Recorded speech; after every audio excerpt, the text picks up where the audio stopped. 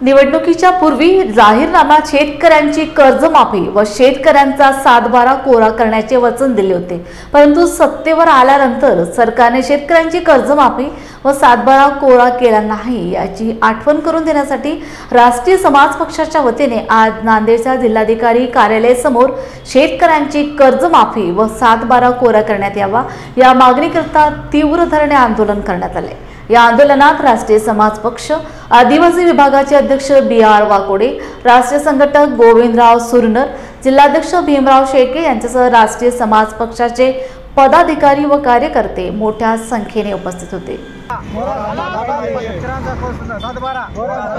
राष्ट्रीय समाज पक्षाचा राष्ट्रीय समाज पक्षाचा शेतकऱ्यांचा सातबारा शेतकऱ्यांचा सातबारा शेतकऱ्यांचा सातबारा शेतकऱ्याची कर्जमाफी शेतकऱ्याची कर्जमाफी महादेव जानकर आगे बढ़ो महादेव जानकर आगे बढ़ो राष्ट्रीय समाज पक्षाचा महाराष्ट्रामध्ये राष्ट्रीय समाज पक्षाचे संस्थापक अध्यक्ष महादेवजी जानकर साहेब यांनी शेतकऱ्याच्या संबंधाने प्रश्नावर किंवा बेकाराच्या प्रश्नावर आवाज उठवण्यासाठी ह्या सरकारला प्रश्न विचारत आहे की ह्या सरकारने भाजप सरकारने निवडणुकीच्या काळामध्ये जाहीरनाम्यामध्ये त्यांनी सांगितलं होतं की शेतकऱ्यांच्या मालाला भाव वाढवून देऊ आणि शेतकऱ्याचा सातबारा कोरा करू, पूर्ण कर्जमाफी करून,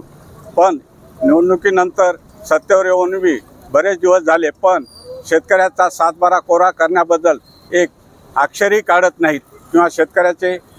मालाच्या भावाबद्दलही काही प्रश्न बोलत नाही। म्हणून त्यांना बोलतं करण्यासाठी महादेव जानकर साहेबांनी पूर्ण महाराष्ट्रामध्ये प्रत्येक जिल्हाधिकारी कार्यालयावर एक दिवशी धरणे आंदोलन देऊन निवेदन देत आहे की शेतकऱ्यांचा सातबारा कोरा करण्यात यावा याची आठवण ह्या सरकारला करून देण्यासाठी एक दिवशी आंदोलन ठेवलेले आहे। एक दिवशी आंदोलनाने हा इशारा जोरच थांबणार नाही तर राष्ट्रीय समाज पक्ष यापुढे तीव्र आंदोलन करण्याच्या विचारात आहे। म्हणून सरकारने लवकरात लवकर शेतकऱ्याचा सातबारा कोरा करावा अशी आम्ही ह्या सरकारला विनंती करतो, तसंच निवेदन देत आहोत। हे प्रथम अवस्थेतलं पहिलं पाऊल म्हणून आमचं शेतकऱ्याच्या संबंधाने उचललेलं पाऊल हे महादेव जानकर साहेबांच्या नेतृत्वाखाली हे आंदोलन चालू आहे।